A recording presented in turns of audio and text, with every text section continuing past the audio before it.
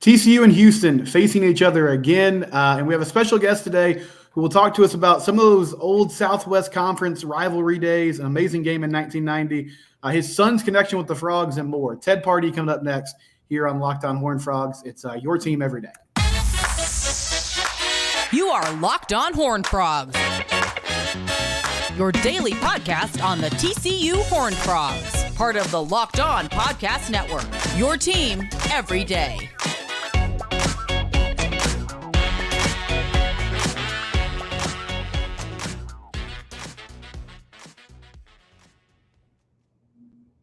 That's right, your team every day. I'm Steven Simcox. Next to me is Ted Pardee. Ted is the color analyst for the Houston Cougar radio broadcast.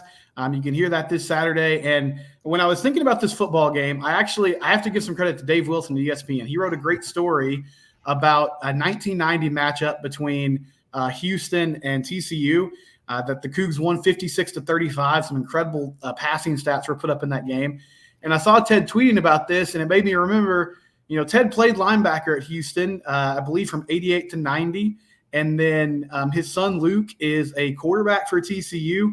His father, Jack, was legendary coach for the Cougars and went on to coach the Oilers.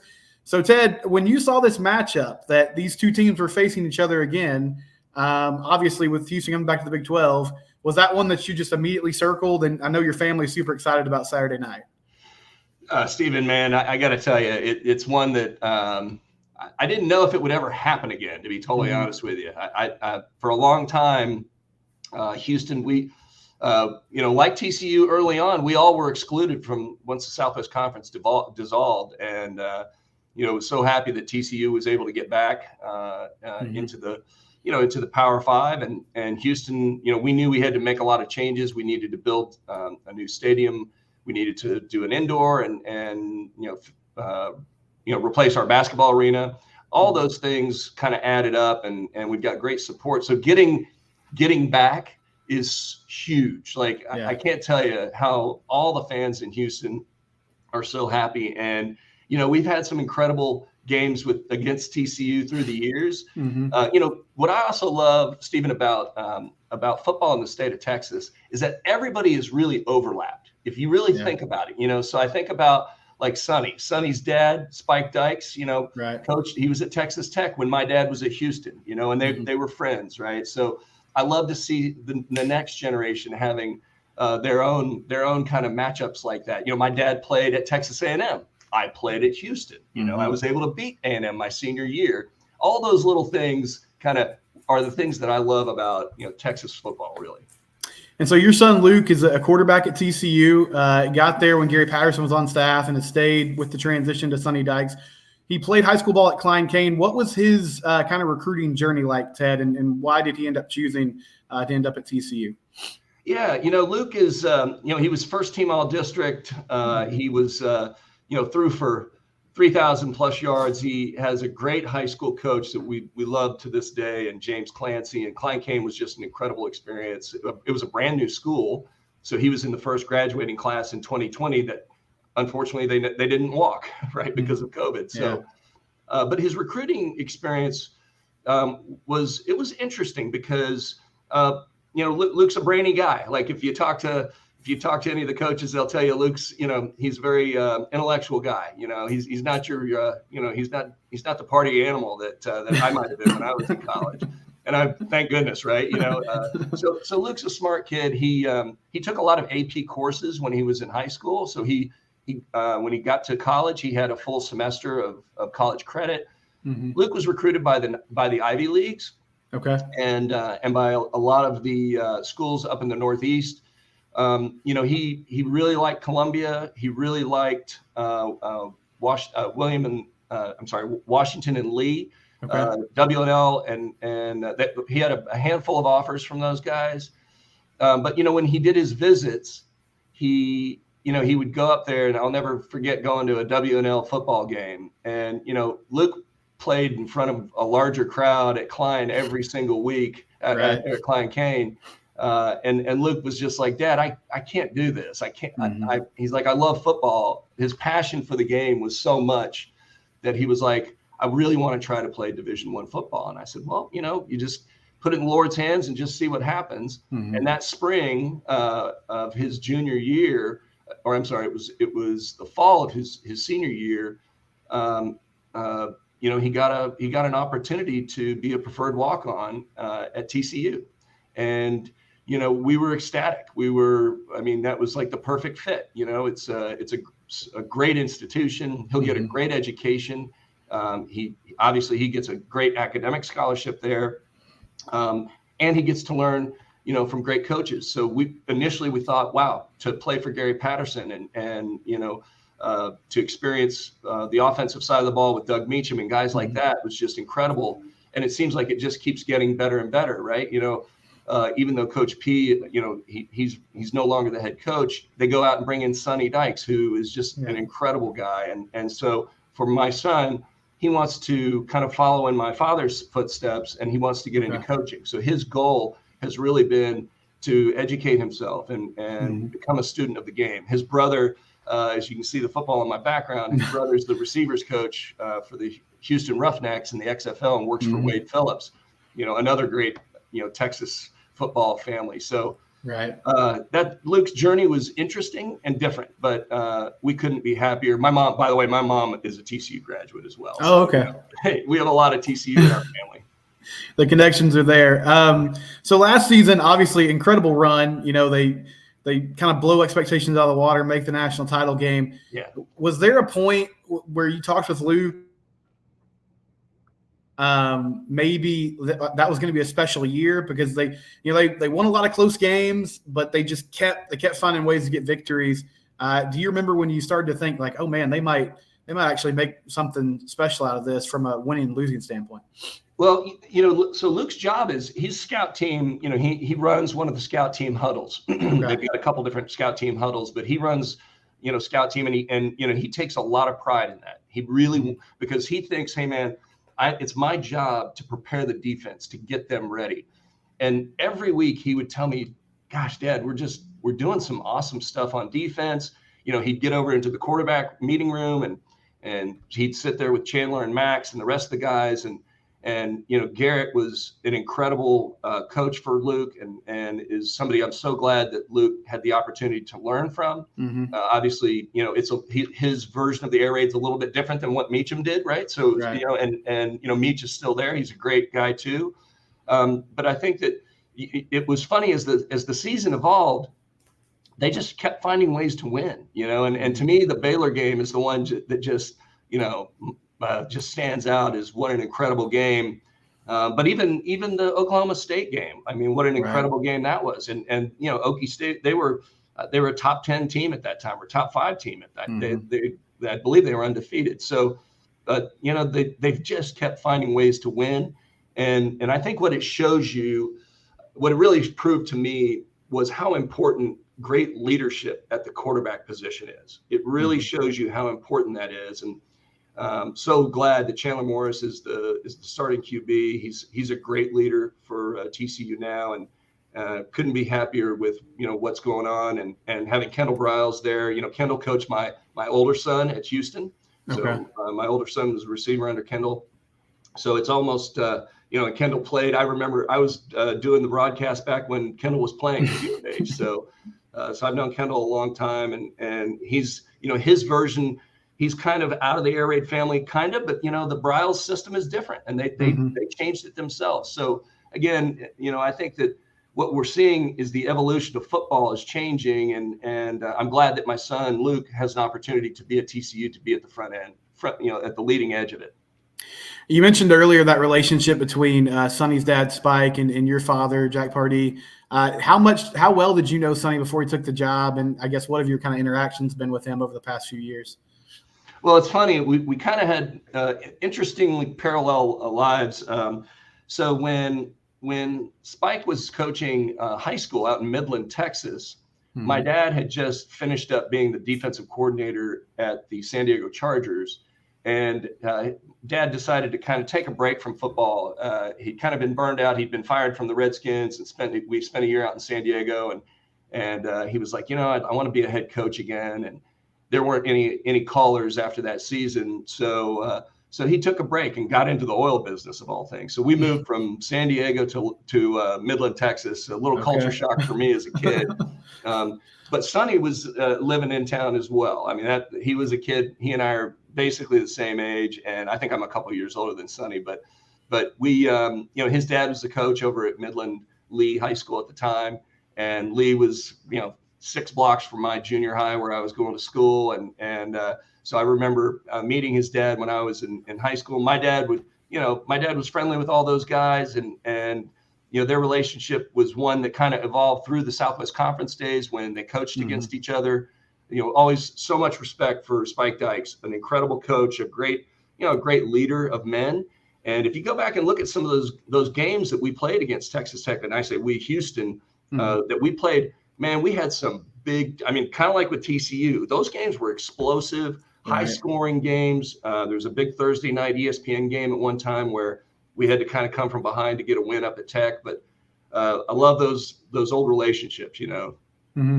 One story Sonny told during the playoff last year was coming home from like high school football games, and it would be late Friday night, and Spike would be like drinking with the opposing coach right the next day. Do you have similar stories about your father Jack? Like, I guess those relationships were just really intertwined then, and there was more was there more of a friendship between those guys back in the day? Well, because everybody kind of overlapped, right? If you think about football, and it really is kind of the same way. Look at like a guy like Kendall. Kendall has coached at Baylor, he's coached at Houston, and he's coached at TCU, he's coached at Arkansas. So, when I think about that, all those schools I just mentioned were in the Southwest Conference. We were all in the same conference together. And so there was a lot of that in college football back then. There was a lot of overlap of guys that knew each other. Texas Tech right now had one of my teammates that played at Houston with me is on their staff, so there's a lot of overlap. So the friendships that Sonny was talking about, where his dad might go have a drink with with one of the other coaches. That's how these guys were. There was no animosity. There might have been amongst a couple of the coaches. I will say that there was definitely a couple. But guys like Spike Dykes, he was the best. He was such a respected guy and just a gentleman and a great coach too, by the way. We'll take a quick break. When we come back, we'll talk to Ted about a crazy game between these two teams back in 1990 and some more Southwest Conference memories. And then we'll also preview the Cougs and the Frogs are going to play on Saturday as well. And so we'll talk about the current matchup as well. This is Locked On Horned Frogs. I do want to quickly tell our listeners about LinkedIn, and then we'll get back to Ted. LinkedIn.com, if you need to find people to hire, these days it can feel like a high-stakes thing. Am I going to find the right culture fit? Am I going to find talented people? Go to LinkedIn Jobs and make it easy for you. You can post your job for free. You can use their hashtag hiring frame to make it look good and make your job posting attractive to people that need work or just looking for something different. They have simple screening questions that make it easy for you to prioritize the right people to talk to. You don't have to wade through hundreds of resumes and applications. Find the people you need. LinkedIn Jobs helps you find the qualified candidates you want to talk to faster. Post your job for free at linkedin.com/lockedoncollege. That's linkedin.com/lockedoncollege. Post your job for free. Terms and conditions, as always, they do apply. So we're back here with Ted Pardee and his son Luke, his quarterback at TCU. He played at U of H. He has deep ties to both these schools. And so I came across this story yesterday. Dave Wilson wrote it on ESPN.com about a game in 1990. Cougars beat the Frogs 56-35. Matt Volger, TCU quarterback, had 690 yards passing. David Klingler had an outstanding game as well, over 500 yards, throwing the ball around. Ted, what was that like? I hope this doesn't bring bad memories because I know you were a linebacker in that football game. Y'all won the game, but what do you remember about that ball game specifically? Well, it was the year after my dad had just left and gone to the NFL, so he was coaching the Houston Oilers. John Jenkins was our coach, and he was very much an offensive guru. He was definitely not afraid to throw it every play if we had to. So that puts a lot of pressure on your defense. And our defensive coordinator was Larry Coyer. Larry Coyer came from more, I would say, stable or traditional programs. So he had been at UCLA and then Iowa prior to coming to Houston. So he wasn't quite used to all the throwing the ball around, and he wasn't too fond of it either. He only lasted 1 year as the D coordinator there. He ended up having a great career in the NFL. And Coach Coyer, he recently passed away, but he was a great coach. But I think what that game showed the fans was what football could be. That was unheard of back then. To have a quarterback throw for 690 yards and lose the game, that's absolutely unheard of. And then the winning quarterback throwing for 563, it just didn't happen. You might have two quarterbacks that throw for 563, and then that would be considered a big game. But back in those days, so when I played in college, every Southwest Conference team was running a version of the triple option. That's how it used to be, kind of like what you see at Navy and Army.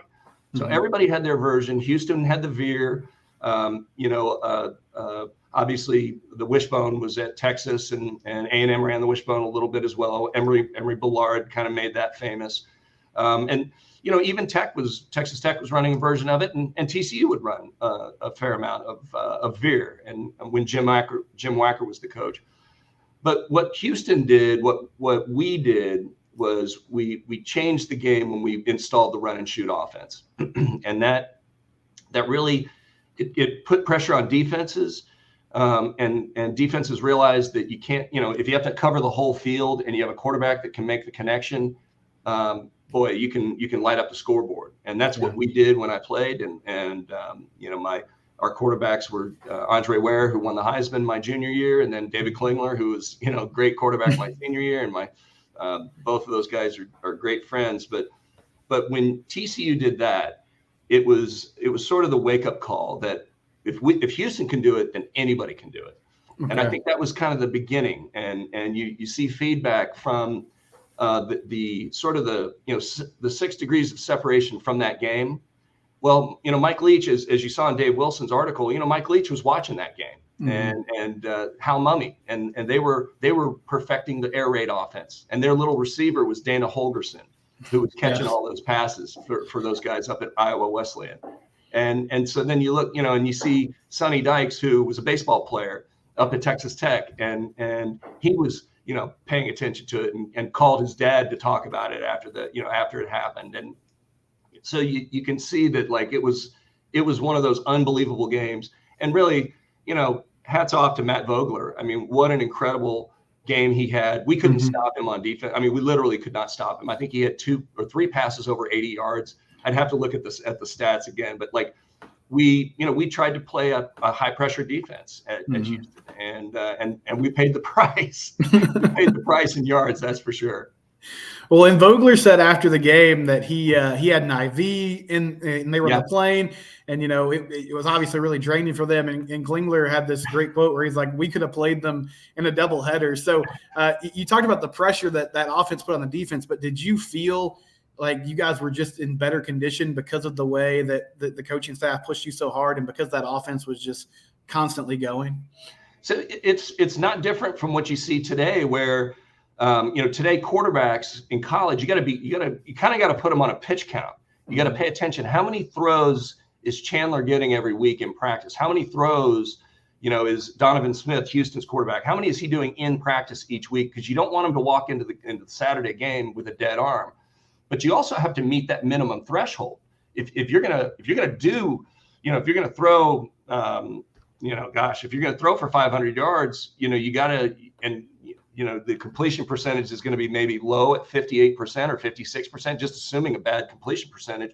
You're going to have to throw a lot of balls. So the quarterbacks have to be in condition. And what are they doing? They're throwing to guys that are running sprints. So for the receivers, it was like, hey, we're running sprints all day during practice, but there was no other way to get prepared to run that offense.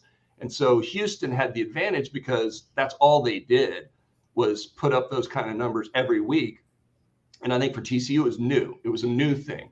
And so for them, it was like, whoa, how do we sustain this? Because you actually have to practice that way in order to prepare for it. So that's where the details in the context of the two comments, I could totally understand, Matt needing to, do a cold tub or get an IV or whatever. That makes perfect sense. And boy, thank goodness it was in the Astrodome at 68 degrees. Yeah. If it had been outside, boy, we've all, I think it's a huge advantage that TCU has and that Houston has playing outdoor games now. So John Jenkins sounds like quite the character. Just hearing stories about him, and transition, Jags, Oilers, and head coach, playing for, and just kind of the unique nature of who he was as a person. Coach Jenkins, he's one of the best. So I've known him since I was a freshman in high school.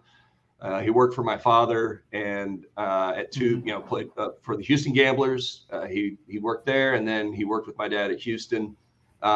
He's just a lot of coaches were like John back in the old days. Very paranoid about the offense. Okay. Very paranoid about. But you even if you pay you hear these funny stories about when Mike Leach was when he was a grad assistant and he left or one of the grad assistants on Leach's team left a fake play card on the sideline and walked through the day before in Texas. It was Tom Herman, was a graduate assistant. He picked it up, and then the first 5 plays they thought that they had Texas Tech's scheme, and that's a part of the folklore of football, right? I mean, that's especially in the state of Texas.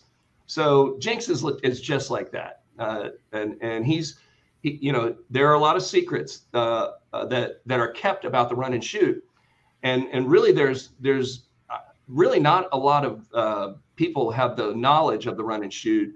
It's funny. Klingler said, he and Andre and Jimmy, his little brother, they know it, and he's like, but nobody else knows it. And there's a couple of others of us that know it as well. And my son, actually, Wade Phillips, runs the run and shoot, a version of the run and shoot in the XFL. But also, don't forget, June Jones is out there, and June works for my father as well, the former Hawaii coach. June also knows the run and shoot very well. So there's a few people out there that know it, but football will always evolve. But those core tenets, a lot of the route concepts that you see that the air raid guys do and that the Brile system guys do, you can trace a lot of that back to the run and shoot and the spread. We'll take one more break. When we come back, we'll ask Ted about the current game that's going to happen on Saturday and just this Houston team early on in the season. It's Locked On Horned Frogs. All right, big NFL weekend coming up. You need to download the FanDuel app if you have not done so. I'm recording this on Thursday. We're going to have Vikings, Eagles on Thursday, but then you're listening to it on Friday. We'll have a lot of games on Sunday. New customers, you can get $200 in bonus bets guaranteed if you put a $5 bet down. And the way you do that is you go to FanDuel.com/LockedOnCollege. And that's FanDuel.com/LockedOnCollege. You can also get $100 off NFL Sunday Ticket from YouTube and YouTube TV. Now is the best time to join FanDuel. The app is easy to use, and you can bet on everything from spreads to player props and more. We appreciate FanDuel. They are a proud sponsor of the Locked On Network, an official betting partner of the National Football League. So we talked a little bit about Donovan Smith earlier, and he comes over from Texas Tech, really experienced player. He can run the ball, he can throw the ball. What are your early impressions of Donovan, Ted, as he is kind of taking over Dana Holgerson's offense this season? Well, first off, he's an incredible leader, and he's the kind of guy. The best way to describe him is he's unflappable. Like, you can't shake the guy. My first experience with Donovan Smith was when Houston played Texas Tech last year up at Texas Tech, non-conference game, obviously. We took that game into triple overtime. Houston was in the lead. It went back and forth. Houston, in the third overtime, had Texas Tech pinned deep in their own territory. It was 3rd and 21, and then it was 4th and 21. So all Houston has to do is hold on 4th and 21, and they beat Texas Tech last year. And Donovan Smith drops back for pass and completes a 21-yard pass across the middle that breaks loose, and then 2 plays later, Texas Tech wins the game. That was how it went down. So my first experience with Donovan Smith was disappointing, to say the least. Yeah. 4th and 21. I've never seen it. I hope I never see it again. But no, so he's tough. I mean, in pressure situations, he comes through. So I think what the Cougs need to do, Houston they need to put him in a position where he's confident. They need to let him run the ball. He's a big body. He's 6'5", 240, and he's a pretty good runner. So they need to really try to.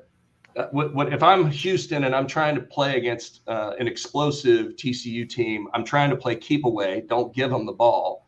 Like grind the clock out. Try to use the new rules where the clock continues on first down and all those little things. So we've seen a dramatic drop off in plays per game. We've seen a dramatic drop off in drives per game. Houston, I saw 4 offensive drives for Rice and 4 offensive drives for Houston last week in the first half of a game. That's unbelievable. So football, because of that rule change, I think the coaches are trying to get their arms around it and figure it out. And Donovan Smith, to me, he runs the ball. He'll be the leading rusher this week for Houston. There's no doubt. Okay. The Rice game. So I know that's a rivalry game, battle for the Bayou series that Houston has dominated. They get behind early in that ball game last week, and then they rally back, just fall in overtime. JT Daniels has crisscrossed the country as a QB, and I mean he's got a lot of talent. But what did you see defensively from the Cougs early in that game that allowed them to struggle, other than the fact that Rice obviously has some guys that can make plays? Well, so Houston, their run defense is pretty strong. This was a tale of 2 games. So first half, it was 28-0 at halftime. Rice jumped up fast, and Houston really couldn't stop them.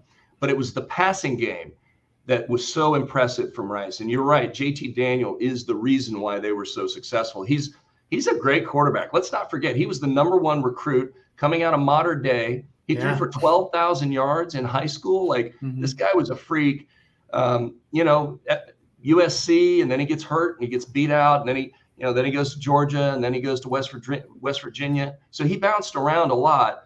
I don't know how he ended up at Rice, quite frankly. I'm impressed that Rice was able to get him. He's a super talent, and he's the difference maker. Again, it's all about quarterback, and I hate to put it on one person, but you've got to have that. I mean, we saw it with Max Duggan last year. Max is an incredible, just gritty football player. I mean, what else can you say? He helped the team will to win. He willed the team to win. So I think, JT Daniel is that guy. You never want to say that Rice, if you remember the Southwest Conference days, poor Rice used to get pounded by everybody, right? And but Houston really let that one slip through their hands, because they did come back. They pitched a shutout in the second half, so the defense got control of the passing game, which was good. They did fine stopping the rush. They got a bunch of stops. Houston struggled offensively to get there. They're still trying to figure out their identity on offense. They brought it back with less than a minute to go, tying the ball game. It went into OT, and Houston threw a jump ball in the corner, a 50-50 ball on the second overtime as their 2-point conversion play, and it got batted down. So, just a kind of a tough one, real tough loss for Houston. Well, before we go, final thing I'll ask you, I mean, can you just describe, and you talked about the journey for Houston to get back to this place where they're playing power football again. They're in the Big 12. They're in a conference where there's some regional rivals, that should make for some fun football games on prime time, on Fox in prime time. What's it going to be like, the atmosphere just for people that have followed that team for a while on this journey, now that they're kind of back at the table again? It's going to be incredible. Not dissimilar from what it was like when TCU got into the Big 12, and TCU was a great football team when they did get in there, so they were immediately competitive. I think Houston, Coach Holgerson's doing a great job. He's got a tough road. He's got a bunch of transfers this year, and he's trying to get them to all work together and be cohesive. It doesn't happen overnight, but again, I think we've seen that, in the new world of the transfer portal, things are different today. So, the fans are going to be fired up. It'll be, I would say, if Houston hadn't lost to Rice, it would have been a sellout already. I know they were down to like 5,000 tickets or something. So yeah. There will be a lot of TCU fans there, which will be exciting. The best part about it is I'm going to see my son run out onto that field wearing purple, number 13. I'm very excited about that.